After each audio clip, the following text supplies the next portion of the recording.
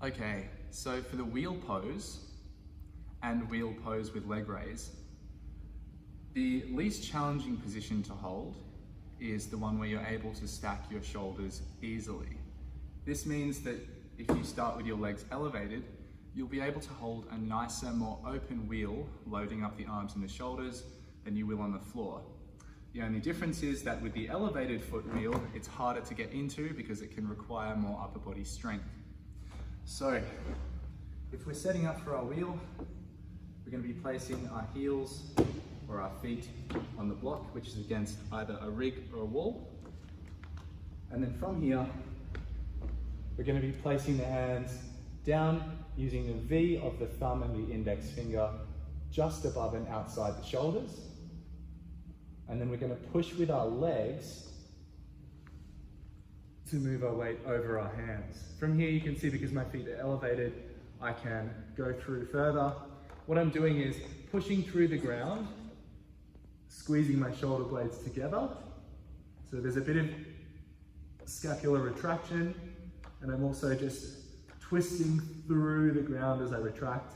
You can see I'm arching my lower back a lot because my hips are stiff. What we want to try and achieve is tucking the pelvis and extending through the upper back rather than the lower back. See, I've changed that now.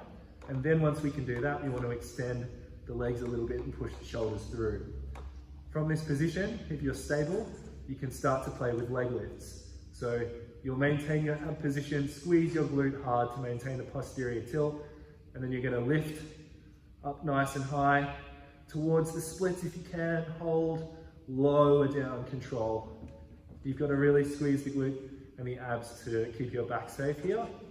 Again, set it up, push, squeeze, control, lower, and that's it.